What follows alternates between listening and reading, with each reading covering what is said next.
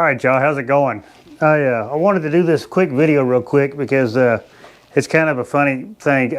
I know that if you follow me on Facebook, you'll know, and of course if you watch my last video, you also know that I absolutely go through nets like it's nobody's business. More specifically, when you lose a tape net, a really good tape net, that hurts the worst. So I wanted to, I'll start off with, first off, this video is sort of kind of sponsored by Whisker Seekers. Old Chad, he's seen my post on Facebook, and then we got to talking, so he sent me, they didn't have any tape nets, so they just sent me a regular net. Now this net that I've got is the 8-foot radius, 1/2-inch mesh, and it's the 1.5 pounds per foot, so, or per linear foot. So anyway, but I've done this before, so I decided I wanted to go over, how I can turn this into a tape net, because this is actually a really good net to turn into a tape net. So that's what I wanted to do.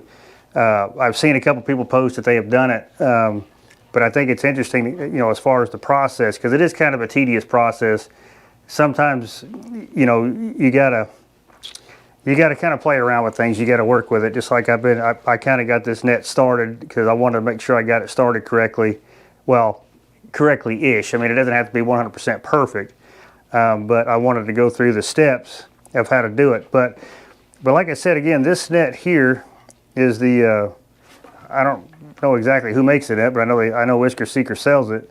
And it's actually a really good net.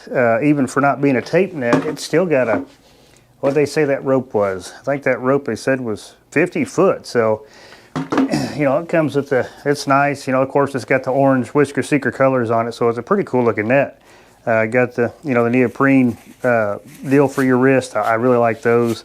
You don't lose a net. Plus, it's got a 50-foot rope. So, because I'm going to tell you, a regular net like this with not being taped, if you're trying to throw, I would say if you're trying to, throw 15, 20 foot of water, you'll start off with an 8-foot net, but it will actually close on itself as it starts to go down because of the resistance of the net itself. And then, of course, the weight's closing in. So, the benefits of a tape net, the tape around the bottom of the net actually creates like wings almost to keep the bottom of the net spread.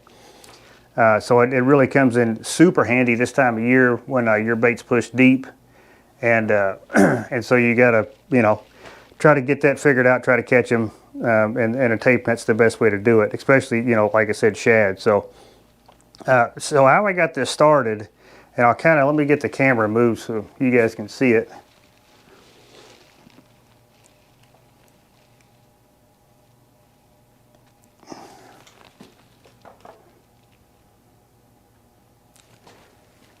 Okay, so if you see, what I got here is I've got the lead line. Now this is a 3-inch, it's a 3-inch roll of, it's a number of things, packing tape, fiber packing tape. They also call it like mono something packing tape. But anyway, you can see it's got these lines in it. I'll get this other roll, you can see a little bit better. Get it out of this package. But anyway, so it's got these fibers in it, and that's what makes it strong. And the adhesive on this is super sticky. So we're going to try to work our way through around this whole net, which it's actually going pretty good so far. Like I said, I was down here making it, and I was like, well, might be pretty good now, for you guys to see and possibly take your own nets. I mean, you can do this for any net, really. If you need a tape net for, like I said, catching deep shad in the wintertime, instead of paying big money to get a good tape net, which honestly, most of your tape nets, this is exactly what they use. So I'll go over this. So like I said, this is 3 inches from here to there. And typically they run about 2 inches from the lead line to where the tape first starts. Now, the reason why I got this, I know I've seen some people where they lay them flat, like out on the floor or something like that, which is good, but you also kind of want to, let this net, I don't know, spread just a little bit, you know what I'm saying? So like, I don't know if the camera's picking it up, but if you just try to lay it out, some pieces are not going to be as open. So that's why I like using a curved little spot here, and then that way it kind of lays the net out, so that way it's kind of in line with the your lead line here, kind of how it's tied to your lead line. So it's not all bunched up together. It's still kind of spread out a little bit. So that's the plan for this. So what I'm going to do is I'm going to finish working around the outside. I'll show you a little bit of that. I've kind of already got it started, like I said.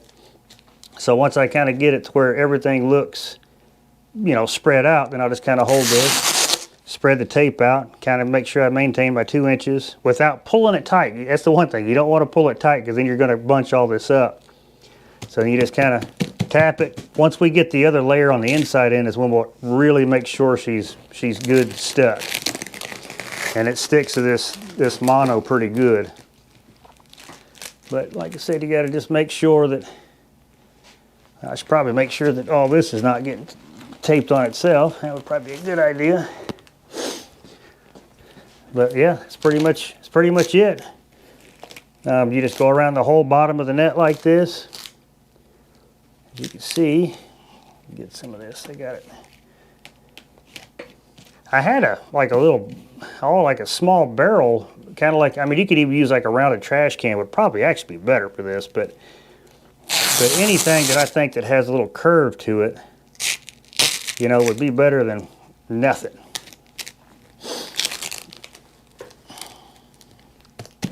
Just kind of pat it. You want to get it somewhat stuck, but like I said, when we come back through on the bottom side is when we'll actually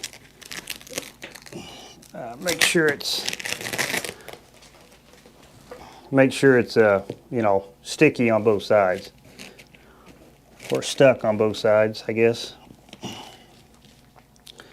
And it takes a little bit of time, no doubt about that. And if you're off your 2 inch mark a little bit, I don't think it matters a whole lot. At least it hasn't so far. So, but anyway, I'm gonna go around the outside one time, and then I'll hop back on here with you, and we'll do the inside. I get the outside done. Now the tricky part is, because what it's going to want to do is it's going to want to stick to itself, because I didn't do the inside yet. So that's kind of that's where the pain in the butt portion comes in. You're just going to have to play with it, take your time with it, and you'll get it. But the good thing about it is all the guesswork is done for you. So you've already got this layer here of tape, and all you're going to do is you're just going to come back with another layer on the back side of this tape. And you're going to have to work through, because like I said, if you look over there, I've got a pretty good mess. So, but what I'm going to do is I'm going to start on this end, and we're just going to work our way back around, just kind of untangle it the best we can, because like I said, it's real sticky stuff. And I'm just going to run back through all this and tape the back side, then I won't have to worry about it again. As soon as I find the end I cut off, I don't know why I did that. But you just want to try to get it right over top of the layer you just put down. And then this actually goes pretty fast, minus, the tangles. Now the other thing you got to watch out for is your braille lines. You want to make sure that you go under your braille lines, okay? Because if you take those,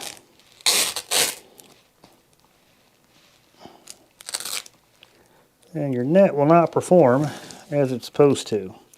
So you just got to kind of watch your braille lines. Like, see right there, and with it already being on the net, it's kind of easy to move apart. So that's the good thing about it, because you can actually use the net to help spread the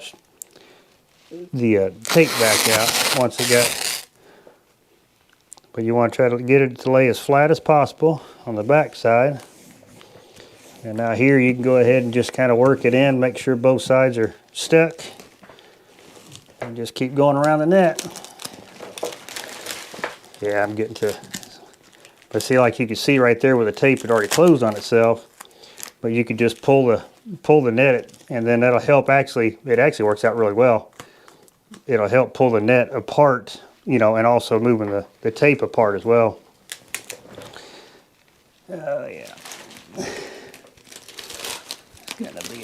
mess once they get done. Oh, I got a braille line caught. Let me do this.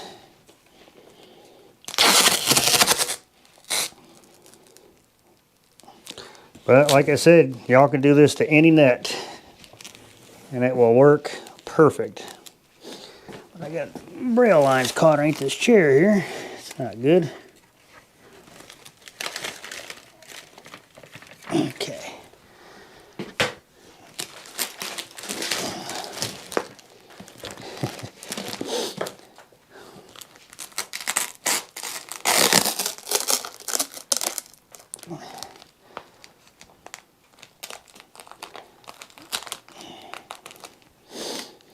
And the great thing about it, it doesn't have to be 100% perfect.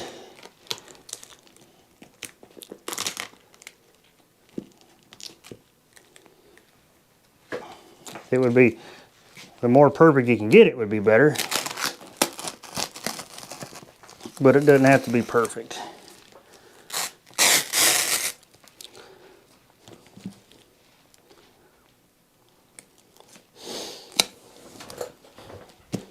All right, I'll run through this and I'll see when we get done. Still taping away this part here because I got so much net, and then of course I got to keep, you know, untaping it when itself, because when I laid it down, which that'll happen, but I'm still taping. We're getting there. She's looking good on this backside, I'll tell you that right now. But I'll catch up with you. We're almost done. All right, y'all, that is a done deal. I went around this whole thing. I did the outside, I did the inside, and of course, obviously make sure that you didn't tape up no braille lines. Where the seams are, I offset the seams just because I can come back later if I have to. Long-term use, I don't know. I haven't had a net that long to tell you how long it'll last. I usually lose them, you know. I probably have to get one, get a new one a season. But my point being is that you could take like this time of year, like I said, the shad's real deep, and let me get this camera fixed.